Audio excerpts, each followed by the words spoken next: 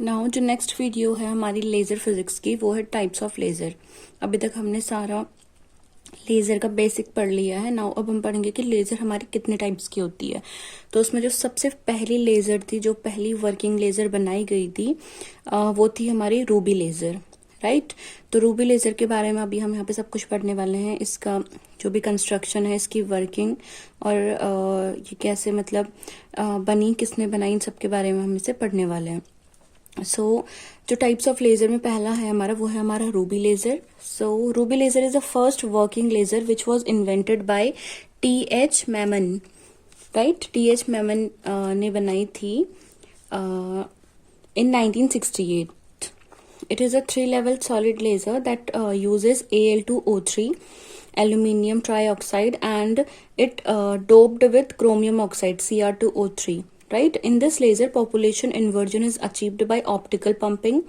Right, यहाँ पे जो हमने डिफरेंट पंपिंग्स पढ़ी थी, उसमें हमारी जो ऑप्टिकल पंपिंग थी उसका यूज होता है यहाँ पर पॉपुलेशन इन्वर्जन अचीव करने के लिए। And ruby laser produced pulses of visible light at wavelength 6943 angstrom. ये जो थी हमारी विजिबल लाइट की वेवलेंथ को यूज पल्स करती थी, एज अ पल्स के फॉर्म में ये लेजर प्रोड्यूस हुई थी, which is in deep red colour in pulse form. जो हमें पल्सेस के फॉर्म में मिली थी और इसका कलर था डीप रेड। ये इसका कुछ हमारा डायग्राम है रूबी लेजर का। तो ये हमारी ऑप्टिकल कैविटी है एक, राइट। इसमें हमारा क्या था कि ये थी हमारी राइट, ये हमारा कूलिंग अरेंजमेंट है। जो बाहर का आउटर वाला आपको दिख रहा है, ये हमारा कूलिंग अरेंजमेंट है। ये हमारी ऑप्टिकल कैविटी है, जिसमें जो 2 मिरर्स होते हैं, जैसे कि आपने मेरी ऑप्टिकल कैविटी वाली वीडियो में देखा होगा कि वहां पर जो एक मिरर होता है बैक वाला, वो 100% हमारा रिफ्लेक्टिंग मिरर होता है। एंड ये जो होता है हमारा फर्स्ट मिरर होता है, ये हमारा पार्शियली रिफ्लेक्टिंग मिरर होता है, जो कि 98 to 99% हमारा सिल्वर कोटेड होता है, राइट। और इस पे हमारा क्या है कि एक जिनॉन फ्लैश से ये क्या है, कनेक्टेड है, राइट। तो ये क्या होता है, इसकी वर्किंग जब हम देखेंगे तो हम देखेंगे कि इसकी वर्किंग होने के बाद कैसे हमारी लेजर बीम हमें मिलती है। सबसे पहले हम कंस्ट्रक्शन की बात करेंगे कि इसमें क्या क्या चीजें हमारी यूज हुई हैं। तो कंस्ट्रक्शन में सबसे पहला है एक्टिव मीडियम। जो रूबी क्रिस्टल होता है consisting of Al2O3 with 0.05% of Cr2O3 as impurity.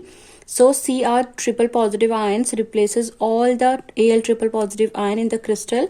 This ion act as active particles. तो ये जो आयन्स होते हैं हमारे, जो कि Cr 333 जो होते हैं, जो कि रिप्लेस हो जाते हैं सारे Al333 आयन से पॉजिटिव। तो ये हमारा जो होता है आयन्स, ये हमारे एक्टिव मीडियम होते हैं इस लेजर के, राइट। फिर नेक्स्ट है हमारे इसमें ऑप्टिकल रेजोनेटर, राइट। तो ऑप्टिकल रेजोनेटर में हमारा है the cross section place are cut parallel and polished with a high reflecting material silver one. The face become fully reflected and the other end partially reflected. This works as in resonance cavity या optical cavity जिसे हम बोलते हैं, जो कि मैंने आपको बताया कि एक साइड इसकी पार्शियल रिफ्लेक्टिंग है और एक साइड हमारी फुली रिफ्लेक्टिंग है।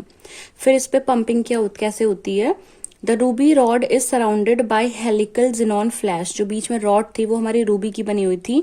रूबी एक जैम होता है, इसलिए इसे हम रूबी लेजर भी कहते हैं। तो उससे हमने हेलिकल जिनॉन फ्लैश ट्यूब से क्या किया हुआ है, सराउंड किया हुआ है, राइट।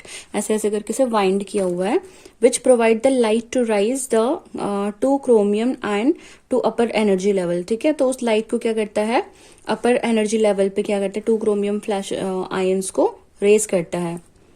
फिर है हमारा कूलिंग अरेंजमेंट। अब ये कूलिंग अरेंजमेंट का क्या यूज होता है। The flash of xenon tube emits 1000 joules of energy. बहुत सारी एनर्जी रिलीज करता है, जिसकी वजह से क्या होता है, हीटअप हो जाता है हमारा जो एलिमेंट होता है। Only a part of true energy is used in pumping and rest of the energy creates heat. So for this purpose the cooling arrangement is used. तो इस पर्पस के लिए कूलिंग अरेंजमेंट का यूज किया गया था। फिर हमारा है इसकी वर्किंग हम पढ़ेंगे।